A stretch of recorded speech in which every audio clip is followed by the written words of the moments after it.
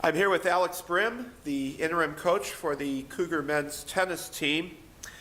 The Cougars now have one match under their belts that was played last Friday, a loss to Judson University, an NAIA team.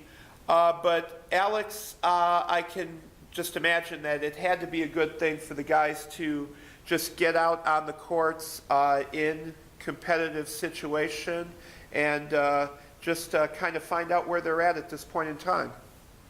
Yeah, I mean, obviously it was we don't like to lose 9-0, but again, like I said earlier, I think it was a good thing for us to play a team like that, so we could assess where we are and what needs to be done for the next week and when we start conference. So I'm sure they learned from that match as we did, as Doc and I did. So that was a pretty good opportunity for us to play, have fun, and see what we need to work on this week to start conference on Saturday. And certainly Judson seemed a good team to measure yourselves against, because number one, Judson being an NAIA team came into that match with quite a few matches already played in their season.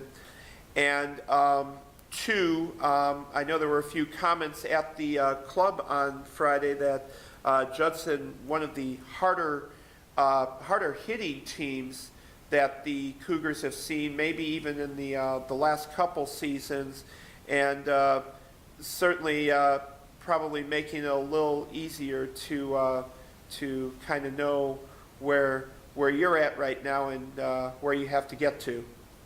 Well, yes. Obviously, they were not expecting that those guys to hit the ball that hard, so they were quite surprised. But I think, again, that was a good thing, because that's what we've been trying to work on with Doc, just get their racket head speed to get faster and just get used to that speed and that spin and all that. So that was good. They know now what we meant by getting more racket head speed and all that. So good thing we played them again, and that it was a non-conference match, and definitely I think that's one of the hardest team we played in a couple of years. All right, and Alex, certainly it seemed like there were some signs of progress taking place during the match, even though the Cougars did not win any of the flights.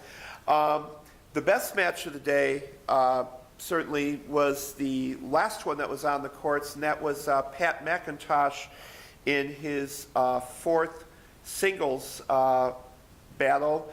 Lost the first set 6-0, but then came back from 5-1 down in the second set and made that a 5-5 match before the Judson player took the final two sets. That was definitely an exciting match to watch, though.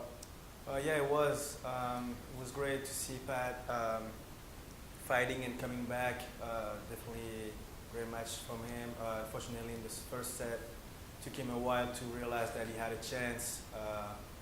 So he fought back in the second set, really made his opponent doubt, have the coach and everybody really helping him, because the guy was struggling a bit. But I mean, and then at 5-5, the guy woke up and just stepped up. So I mean, really, I mean, I was happy for Pat, because he came back strong, and it's a huge step for him. So hopefully he keeps it up.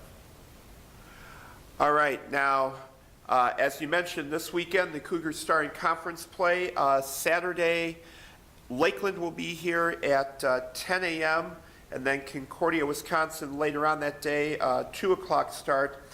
And while that Judson match had to be moved indoors to one of the indoor courts in Oak Park, weather forecast seems pretty good for the rest of this week, and I'm sure it'll be a nice thing for the guys to be out on their familiar surroundings here on campus.